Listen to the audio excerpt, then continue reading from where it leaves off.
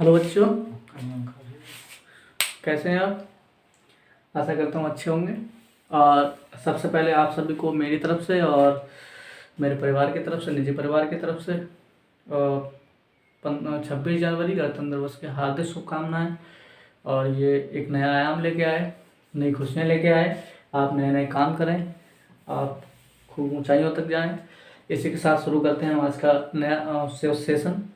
और भैया सबसे पहली चीज़ तो यह है कि मैं कुछ भी पढ़ाऊँ, कोई भी कुछ भी पढ़ाए, जब तक आप पढ़ेंगे नहीं, खुद नहीं पढ़ेंगे, तब तक कुछ नहीं होने का। तो आई रिक्वेस्ट यू कि थोड़ा सा पढ़ें, और पढ़ने के बाद थोड़ा सा कमेंट वेमेंट करें। अच्छा लगता है कि कोई कमेंट करता है और कुछ पूछें, तो जिससे कि मुझे भी पता लगे कि आप लोग पढ़ रहे हैं। ठीक है, तो अब हम स्टार्ट करते हैं आज का सेशन। और जिसमें आज का सेशन है हमारा, उसमें पहला जो टॉपिक है वो है विकृति।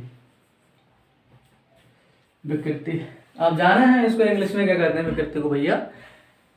पढ़ लिया करो किताब उताब उठा के थोड़ा बहुत, कहते फ्री में ही सब कुछ सोच रहे हो जाए। विकृति को इंग्लिश में कहते हैं स्ट्रेन। स्पेलिंग पता है या नहीं बता दें?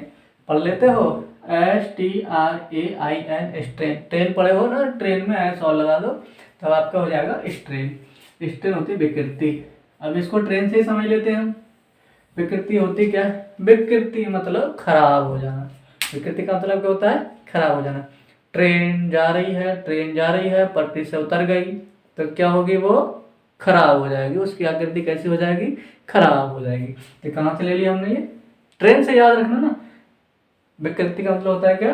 किसी भी चीज की आकृति का, आकार का, रूप का, जब उसका रूप कैसा हो, खराब हो जाए, तो इसका मतलब क्या होगा? उसमें क्या आ गई? विकृति आ गई। अब किताब क्या कहती है? किताब में ये लिखा हुआ है कि किसी भी वस्तु की लघु विकृति के लिए होता है किसी भी वस्तु की आकृति या रूप में होने वाले भिन्नात्मक परिवर्तन को। भिन्नात्मक का मतलब अलग अलग, भिन्न भिन्न। भिन्न का मतलब होता है अलग अलग। भिन्नात्मक परिवर्तन को हम लोग क्या कहते हैं? विकृति कहते हैं। किसी भी वस्तु के रंग रूप आकार में होने वाले भिन्नात्मक परिवर्तन को कहते हैं विकृति। आपका फेस बहुत सुंदर है, अब आपके फेस में निकल आया क्या? कील मुहासे, तो उसमें क्या आ गई? आपका रूप खराब हो गया, विकृति आ गई। समझ गए होंगे आप विकृति। अब ये विकृति अपने अंदर एक बहुत ही अच्छी चीज रखती है। क्या? इसमें एक झंझट ही नहीं है, इसमें मात्रक का कोई झंझट ही नहीं विकृति में। सारा लंबाई का मात्रक लागू, किसी का लंबा, हर चीज का मात्र होता है, मात्रक का झगड़ा ही नहीं रखा। तो पूछते हैं उसमें कि एक ऐसी राशि बताइए जिसका मात्रक नहीं होता है। तो किसका मात्रक नहीं है? विकृति का। इसका कोई भी मात्रक नहीं होता है। विकृति कैसी है? मात्रकहीन राशि। अब ये कुछ प्रकार की होती है। सपोज दैट अगर हमने क्या किया, एक स्प्रिंग को इधर से कस रखा है, ऐसे करके ये एक कोई आधार है। इस आधार से हमने क्या किया, एक स्प्रिंग है, स्प्रिंग को ऐसे पकड़ के ऐसे करके ये यहाँ पे, अभी स्प्रिंग है ये, इसकी प्रारंभिक लंबाई को हमने क्या मान लिया? L मीटर है। कैसी है? L मीटर है। अभी हम क्या करेंगे, ये इसको पकड़ के इधर से खींचेंगे। जब खींचेंगे तो इसकी लंबाई में कुछ वृद्धि हो जाएगी, ऐसे करके ये बढ़ जाएगा। तो अभी इसकी लंबाई हमने मान ली कितनी हो गई? कैपिटल L, या फिर से L1 मान लिया, इसको कितनी हो गई? L2 हो गई। ये इसकी लंबाई में वृद्धि होगी, तो टोटल लंबाई इसकी नई वाली कितनी हो जाएगी? L1 प्लस L2 हो जाएगी। अब इसकी लंबाई में परिवर्तन हुआ। अभी ये बताने जा रहा हूं मैं कि ये कैसे विमाहीन राशि है, कैसे मात्रकहीन राशि है। अब विकृति निकालने के लिए करते क्या है? अभी विकृति बराबर होता है आपका क्या भाई? लंबाई में वृद्धि या फिर खींचने के बाद लंबाई, विकृति लंबाई, या फिर कहेंगे खींचने के बाद लंबाई, खींचने के बाद लंबाई, और नीचे प्रारंभिक लंबाई।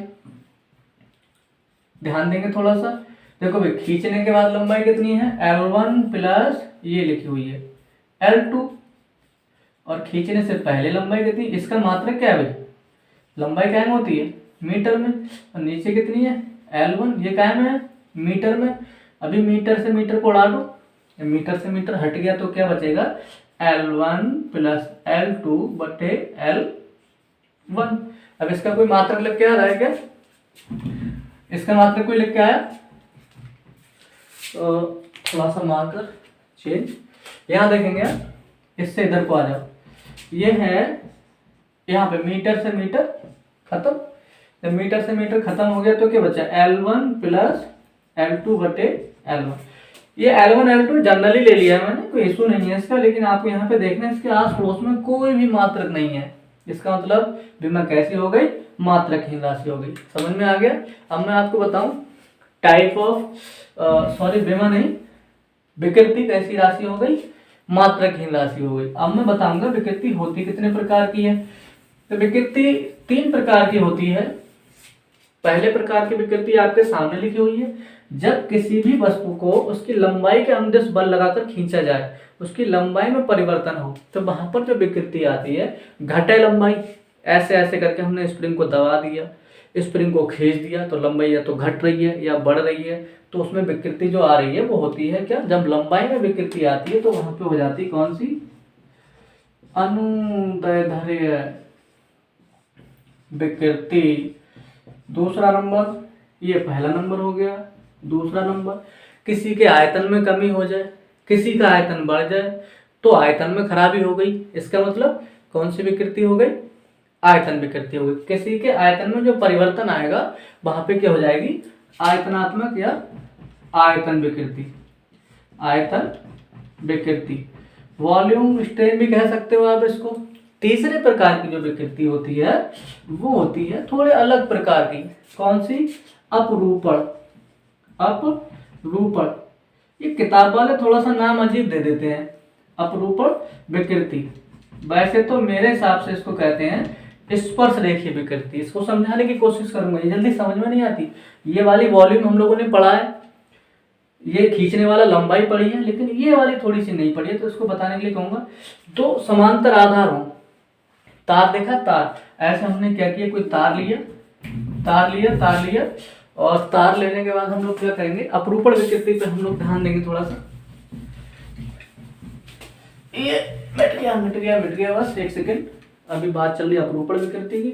हमने यहाँ पे क्या लिया है, ये नीचे कोई एक तल है और इस तल में एक तार हमने ऐसे करके ये बना लिया, ये तार है।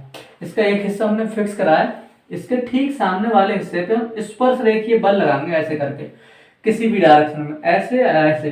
तो ये कुछ इसकी शेप बन जाएगी, वो इस तरह से बनेगी, इस तरह से। ये तो ये पहले इसकी शेप कैसी थी, ऐसे थी, लेकिन हमने क्या किया, इसको ऐसे करके इस पे इधर को हल्का सा इधर को, ये ऐसे इसको स्पर्श करके जब बल लगाएंगे तो इसकी जो आकृति है वो थोड़ी सी, ये वाला हटके यहाँ पहुंच जाएगा और ये वाला हटके कहाँ पहुंच जाएगा, यहाँ पर। तो इसकी विकृति कैसे, इसकी जो शेप थी वो कैसे हो गई, पहले से खराब हो गई, ये हो गई स्पर्श रेखीय विकृति, इसे कहते हैं अपरूपण विकृति। अब आगे चलते हैं, मैं समझता हूँ आपको विकृति समझ में आ गई होगी। प्रतिबल की तरफ, विकृति समझ में आ गई। विकृति की कौन नहीं होती है, मात्रक और विमा, ये 2 चीजें नहीं होती है विकृति की, समझो, ठीक है। अब हम बात करते हैं किसकी, प्रतिबल, सॉरी हुक्का नियम। हुक्का सुना है, गांव में हुक्का होता है, पिया लिया तो नहीं कभी हुक्का, है हुक्का नियम, हुक का नियम, पढ़ने में बड़ा मजा आता है। हुक्का नियम याद रहेगा, क्या है, हुक्का नियम, Hooke's law, Hooke's law, Hooke's law. एक वैज्ञानिक थे रॉबर्ट हुक, तो उन्होंने क्या देखा, देखो प्रतिबल आप समझते हो, आपने एक वॉलीबॉल खेलते हो ना, बॉल ली, बॉल को दबाओगे, तो बॉल को आप जितनी तेजी से दबाओगे बॉल उतना ही तेजी से ऊपर को और नीचे को आपको भी दबाएगी। सपोज दैट ये बॉल है, एक बड़ा बॉल है, अभी क्या हुआ, इस बॉल पे आप इधर से और इधर से बल लगा रहे हैं। जब आप इस पे हल्का बल लगाएंगे तो ये भी आपको अंदर से हल्का सा पुश करेगी। ये जो अंदर से बल लगता है आंतरिक प्रतिक्रिया बल, उसी को तो हम प्रतिबल कहते हैं। अंदर से क्या लगता है, प्रतिबल। और जो इसकी शेप में जो इसकी बनावट में कमी हो रही है, जो खराब हो रही है, बिगड़ रही है, उसको क्या कहते हैं, विकृति।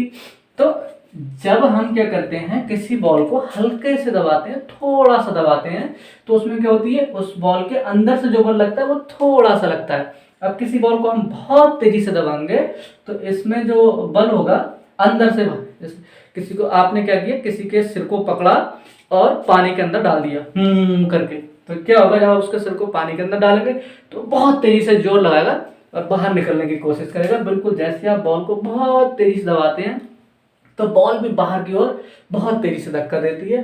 तो यहाँ एक चीज आप समझने की कोशिश करेंगे, हमने क्या किया था, इस पे जब बल ज्यादा लगाया था तो प्रतिबल ज्यादा पैदा हुआ, और प्रतिबल ज्यादा पैदा हुआ तो विकृति, ये बॉल ज्यादा ऐसे करके हो जाए, इसकी शेप ज्यादा खराब हो जाएगी, तो इसमें विकृति कैसी हो जाएगी, ज्यादा हो जाएगी। और विकृति ज्यादा होगी तो प्रतिबल कैसा होगा, ज्यादा होगा। और जब कैसी होगी, हमने इस पर कम बल लगाया तो विकृति कैसी होगी, कम, और प्रतिबल कैसा हो जाएगा, कम हो जाएगा।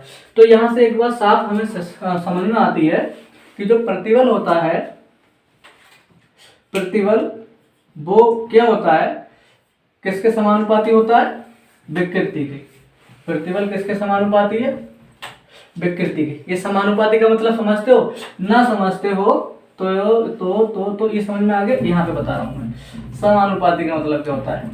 समानुपाती का मतलब होता है एक को बढ़ाओ तो दूसरा बढ़ेगा उसी अनुपात में, और एक को घटाओ तो दूसरा घटेगा उसी अनुपात में।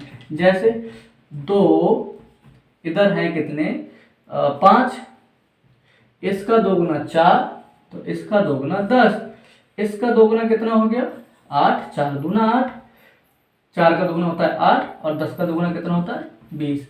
तो इस तरह से एक समान अनुपात में ये बढ़ते चले जा रहे हैं। जब समान अनुपात में बढ़ते हैं, समान रूप में इसी को कहते हैं समानुपात। एक बढ़ेगा दूसरा बढ़ेगा, एक घटेगा दूसरा घटेगा।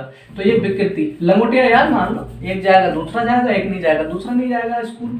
तो बिल्कुल ऐसे ही ये प्रतिबल है, ये विकृति है, ये दोनों यार हैं, दोस्त हैं। ये बढ़ता है तो ये भी बढ़ती है, ये घटता है तो ये भी घटती है। समझ में आ रहा है। तो हमने यहाँ कह दिया कि प्रतिबल जो होता है वो विकृति के कैसे होता है, समानुपाती होता है। आज के लिए इतना ही दोस्तों, बस बच्चों याद कर लेना हुक का नियम। हुक ने क्या बताया था, जल्दी जल्दी, हुक ने क्या बताया था, हुक ने ये बताया था कि प्रतिबल जो होता है वो विकृति के कैसा होता है, समानुपाती होता है। और कल को इसको अच्छे से याद करके आना है, पढ़ के आना है, कॉपी पर नोट्स बनाना है। इसी के साथ आज का सेशन ऑफ होता है। Okay bye.